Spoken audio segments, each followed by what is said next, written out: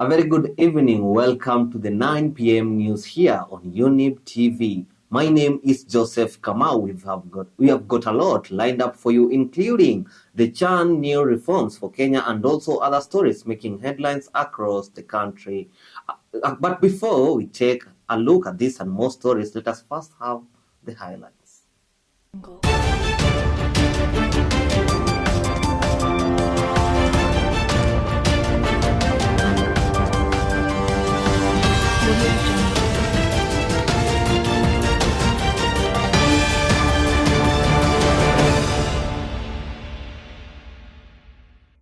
Nataka investigative agencies wameinvestigate huyo mtu, sasa amevuka mpaka.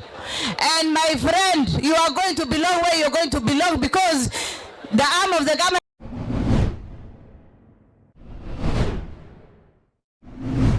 DCP ni chama mpya, mnajua sio chama ambacho kinapata pesa kutoka kwa serikali, ni mchango ya wanachama. And therefore I want to take this opportunity kushukuru aspirants wetu, wale ambao wanachangia kujenga chama chetu.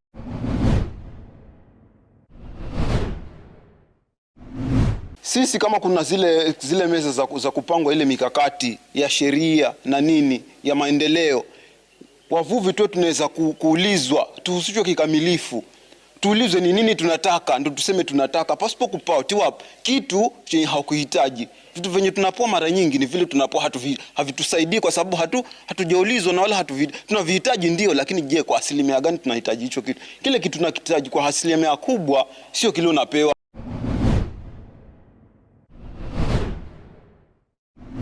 I'd like to report that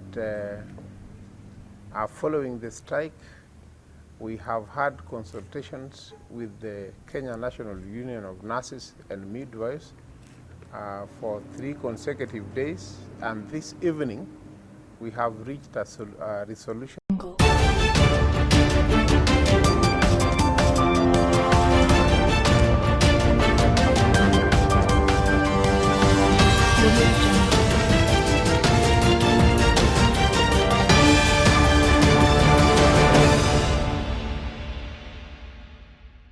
Welcome. Now, Deputy President Kithure Kindiki has assured residents of the northeastern region that major development projects initiated by the government will be completed within the scheduled time to enable the region move forward at par with other counties in the country. Kindiki was speaking during a meeting with lawmakers from the northeastern region at his current residence. I'm a great advocate of inclusion, equity, and the indivisibility of Kenya, and I believe every part of Kenya needs to be treated equally, and the places that have lagged behind needs affirmative action from government. And you understand the extent of what some friends have said from the US, wherever they are. I think we need to come out boldly and say we are not anybody's guest. We are not second-class citizens.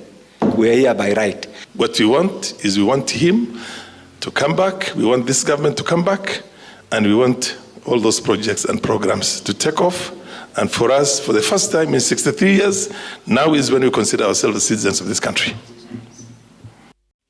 Now, religious leaders have moved swiftly to unveil a new self-regulatory bill 2025 that aims at supporting the government's move to crack down rogue churches in the country. In order to protect the right to freedom of religion, the proposed measures aims to establish a clear legal framework for the registration, acknowledgement, and accountability of religious institutions. It suggests that the Attorney General establish a registrar of religious institutions to keep track of charges against joint religious groups and umbrella bodies. Sisi kama kanisa, we are supporting the regulation bill, but we want to regulate ourselves, not to be regulated by the church. Na hiyo ndio tumekuwa tukisema, na sisi wenyewe tumekuwa na mswada ambao tumeutengeneza sisi kama joint umbrella bodies. Najua ya kwamba umbrella bodies ndio itaregulate churches and not the government, but sisi wenyewe we want to regulate ourselves without the interference of the government. na sisi ndio tunajuana kama vile tumesema, na tunajua hata yale mambo yamekuwa yakiendelea ya shakahora ya nini, wahubiri ambao wanahubiri injili ambao ni ya utapeli pia tunawajua, na hiyo kama Brera Body ni mambo ambao tutakuja tukiyaondoa kila wakati. The upcoming amendments, as they were tabled by our chairman, we are looking forward for the implementation of the same. We are looking forward to see the bill when it comes back to us. We are looking forward to see whether what we proposed or recommended, whether it will be factored into the bill, and we are also praying to God that those raising voices, those voices that are against it, we also see the benefit of the same amendment that we proposed through our chairman. In the older bill, we had a problem with so the Mugatana bill, we had the problem with the clauses that kind of defined whom we can share our faith with or lead to faith and not who, and if you are found sharing the message of the gospel with a person of this different age, that you would be accused and possibly of a crime and be fined. That we said no, because this gospel is for all. While we support education, and we are educated ourselves, some of us have been teachers for years. While we support that position, we want to see a balanced track between the calling of a minister and the education. Now, women representatives allied to President William Ruto have denounced DCP party leader Rigathi Gachagua for linking some government leaders with the terrorist group Al-Shabaab. The MPs want Rigathi Gachagua to be arrested when he returns to the country. They spoke when they visited Turkana County for the Empower Women Raise the Community program. Isa alipokuwa kule Mandera alikutana na wazee wetu, na kidogo mzee mmoja aliyekuwa, sitaki kutaja jina yake, alisema rais alienda kukutana na Al-Shabaab. Sisi ni Al-Shabaab. Wacha nitoe kofia munione kama nakaa Al-Shabaab jameni. Sisi ni Al-Shabaab. Kwa hivyo mwenye anataka kufanya ukabila afanye kwa nyumba yake ndani, na sisi atuache na usalama. Tuko pamoja. Munaona mtu kabila moja hapa. Mimi kutoka Mandera, kuna wa Coast, Turkana, Rift Valley, Central. Mimi nataka investigative agencies wameinvestigate huyo mtu, sasa amevuka mpaka. And my friend, you are going to belong where you're going to belong, because the arm of the government is going to catch up with you, and you're going to explain where and how the president met with Al-Shabaab. Unakuomba rais, hatutapigana vita bila panga. Vita yetu ni ya kitambulisho. Rais alihakikisha hiyo maneno ya subjugation na kuturudisha nyuma ikwambe, sio?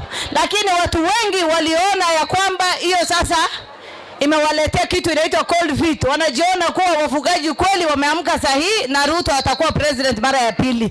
Na hiyo si kuomba kura, tutakata kitambulisho, tutakata kura na tutakutana kwa date. Sisi kama wafugaji hatujaona president mzuri kama President William Samoei Ruto.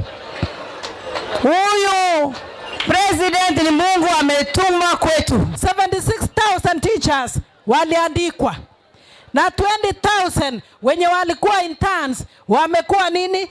Wamekuwa confirmed. Si huyo ni William Ruto? Sisi wote tuko nyuma ya rais. Nimefurahia kwamba hapa Turkana ati mkipiga kona ama yeye akipiga kona nyinyi mnapiga kona. Wangapi watapewa William Ruto tamu mbili? Now let's shift focus to matters energy. Now the Ministry of Energy has boosted traders by providing pickup vehicles to facilitate the distribution of modern stove to their customers throughout the country. A step that is aiming to reduce environmental pollution. This was said while speaking at headquarters. Energy Minister Opiyo Wandayi said the use of the stove is among the government's strategies to motivate Kenyans to deal with the challenge of climate change. Pickups and the tuk-tuks handed over today are tools of transformation. They symbolize trust, empowerment, and our shared commitment ensuring that no one is left behind. And today really is important in that we are demonstrating it by action.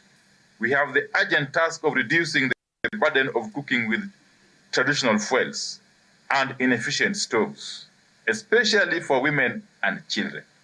We are committed to changing the narrative of clean cooking in Kenya. Our call to action, therefore, is to scale up the distribution of improved cook stoves, deepen our impact, and invest boldly in the people and technologies that make clean cooking a reality. Whatever you are doing, you are working on the environment. You are reducing our carbon footprint. You are saving our environment. So when we give you these bodabodas and these tuk-tuks and the vehicles, please make good use of them. Help us reduce the number of communicable diseases, the number of respiratory diseases. It's really a win-win. It's a win for the environment. It's a win for these people, for the entrepreneurs. The idea now with tuk-tuks and the electrical and the pickups is also, even if this project comes to an end in September, to extend its impact for the next. We're going to take a short break. When we come back, we will be delving into politics.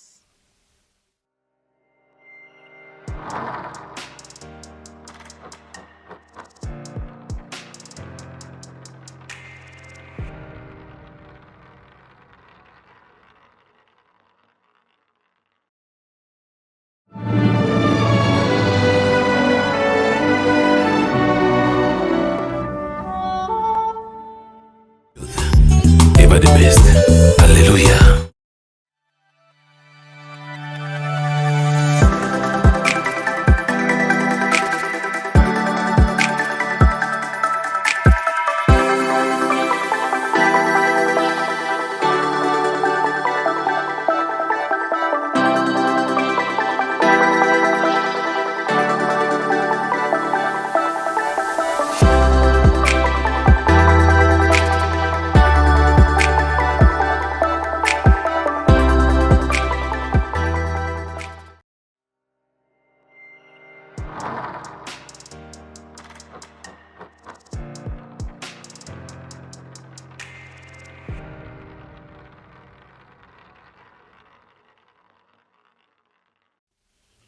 Welcome back. Remember, this is Younib TV News at 9. Now, Democratic for Citizen Party, DCP, has officially unveiled a new office in Nairobi County in Roysambu constituency. Speaking at the launch, DCP party officials led by the Deputy Party Leader Cleophas Malala urged Kenyans and aspiring candidates to register as party members ahead of the party's by-elections. They also dismissed the recent youth empowerment program that was conducted at State House, reiterating that the funds should have been channeled towards school capitation. Are you okay? Let's go. Nashukuru kwa sababu DCP ni chama mpya. Mnajua sio chama ambacho kinapata pesa kutoka kwa serikali, ni mchango ya wanachama. And therefore I want to take this opportunity kushukuru aspirants wetu, wale ambao wanachangia kujenga chama chetu. Na vile vile ningependa kuhimiza wale ambao hawajajiandikisha waweze kujiandikisha kama aspirants. Ningependa kuleta ujumbe kutoka kwa party leader wangu na party leader wenyu, ambaye amesema kwamba all aspirants wenye wataingia katika nominations, tunaenda kuhakikisha tuwe na free and fair nominations. Hakuna maneno ya kubaguana. Sisi tutahakikisha kwamba wale ambao wameregister, na tunataka tufanye mwelekeo hapa Kariobangi North, sababu tumesema kiti cha Nairobi Kariobangi North ni lazima DCP ishinde hiyo kiti. Now let us shift focus on matters county. Now nurses in Siaya County have suspended their strike for 30 days to give the county time to address their grievances. The health workers, who had been on strike for the past 4 days, agreed to return to work after meetings between officials of the National Association of Nurses and Siaya County and the county representatives of Siaya.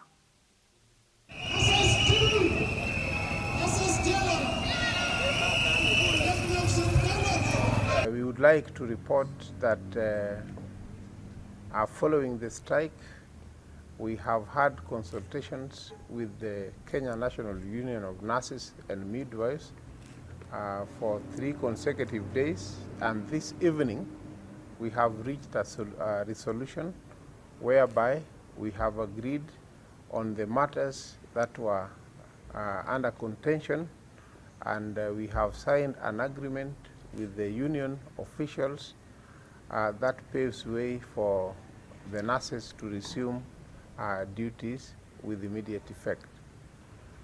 This agreement has been signed this evening, and the 2 parties, that is the county government of Siaya and the chapter or the branch of Kenya Nurses Union, have both agreed to abide by the terms as set out in the agreement. It is in public domain that nurses working in public facilities within Siaya County went on strike as from Friday. We want to confirm here as a union that it has not been easy for the nurses who undertook this initiative. It is always with negative impacts on the community and the patients and their relatives when nurses down their tools. And as nurses, we have decided today, having engaged our employer on a number of meetings starting Friday, Saturday up to late in the night, and today from morning, we've been having discussions on how we could resolve the matters. Now, on Kilifi County, fishermen are now complaining about being excluded from their fishing activities by the government. These fishermen, under the BMU umbrella, say that the government is ruling them out, especially when they encounter disasters at sea. Led by their Kilifi Regional Chairman, Charles Nyale, they have indicated that there is a need to unionize the country's fishermen on issues that affect them. Sisi kama kuna zile meza za kupangwa ile mikakati ya sheria na nini ya maendeleo, wavuvi tu tunaweza kuulizwa, tuhusishwe kikamilifu. Tuulizwe ni nini tunataka, ndio tuseme tunataka, pasipo kupatiwa kitu chenye hakuhitaji. Vitu venye tunapoa mara nyingi ni vile tunapoa havitusaidii kwa sababu hatujaulizwa na wala tunavihitaji ndio, lakini je, kwa asilimia gani tunahitaji hicho kitu? Kile kitu tunakitaji kwa asilimia kubwa sio kile unapewa. Halafu kile chenye unapewa unapoa na sheria nyingi zenye hata zinaweza kukushinda. Unapoa na maelekezo mingi kiasi cha kwa kitakuweka pembeni. Sisi hatujafaidika kiwango kikubwa. Faida ipo, lakini tukianza kuikagua tunapata kwa kuna sehemu ambazo hatujafaidika katika kiwango kikubwa ambacho tunategemea. Ingawaje kazi yao wamefanya, manake kila mmoja anafanya kazi yake, lakini kiwango cha kuulizwa sisi tutasema kwamba hatujafikia pale ambapo tunatarajia kufika. Majuzi tumepoteza ndugu zetu wavuvi Kilifi kwa jumla, ikiwa ni Watamu na Mayungu na Malindi. Tumepoteza wavuvi karibu wavuvi 10, na hili ni jambo la kusikitika, la kusikitisha sana, kwa sababu ndugu zetu wanapotea kiholela holela.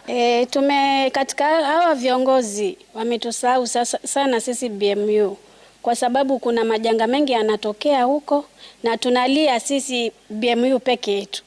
Hatuna kutushika mkono wala kutushika. Well, now let's shift gears to matters sports. Now, for the first time since the 2024 African Nations Championship CHAN began, Kenya football fans who failed to secure matchday tickets will have the opportunity to follow up the games at official fan zones.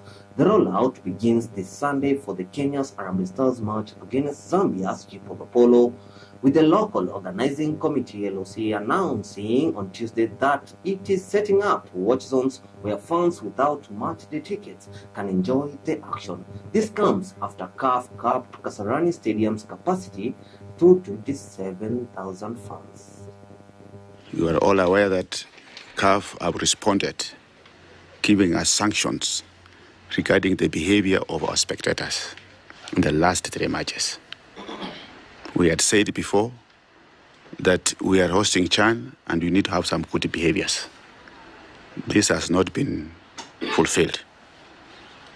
CAF have taken decisions to fine FKF for the last 3 matches, which is unacceptable. We appreciate the support our spectators have given Harambee Stars.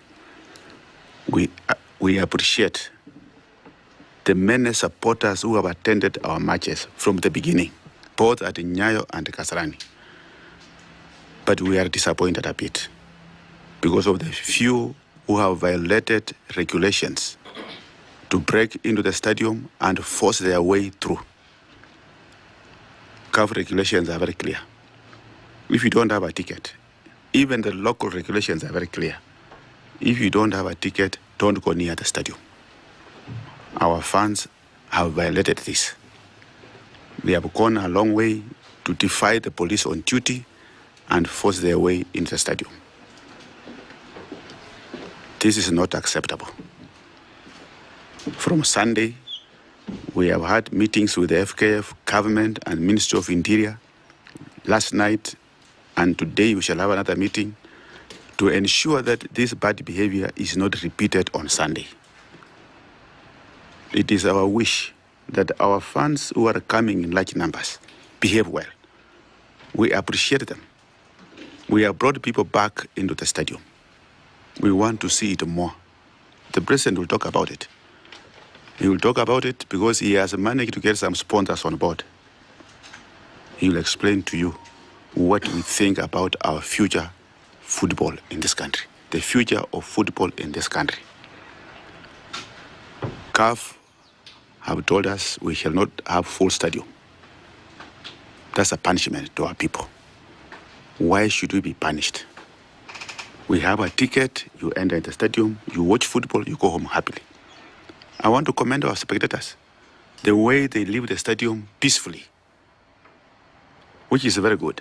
They should be coming like that and go the way they have been doing. I have not had any incident along the way when they are leaving the stadium. But the bad behavior has been witnessed when they are forcing their way into the match. In that regard, we have told our security forces to be more alert, strong, and ensure that no one will enter the stadium without a ticket. It will not be accepted. The Ministry of Interior, working closely with us, will ensure that we protect our people. We reinforce the security because our reputation is at risk, is at stake. We don't want to compromise our reputation. We want Kenya to remain the beacon of hope, order, and discipline south of Sahara. We are also making arrangements to set up official fan zones where supporters who might not have an opportunity to come to the stadium to watch the Harambee Stars final group match against Zambia this Sunday on August 17th in a safe and controlled environment. Details of these exciting fan zones will be shared shortly as we continue to make the relevant preparations. Let us work together to ensure that Kenya continues to host major tournaments and showcase our passion for the game in the right way. Now that wraps up our 9 p.m. bulletin here at Younib TV. But before we go, I'm just being reminded by my director, Raphael, that Kenya's under-20 women's volleyball team have clinched the African under-20 Nations Championship title by defeating Cameroon, who are the host of the competitions, 3-1 in the final. Well, it looks like it's not only the Harambee Stars that is doing well, but also our volleyball team. Viva, viva our sportsmen and women.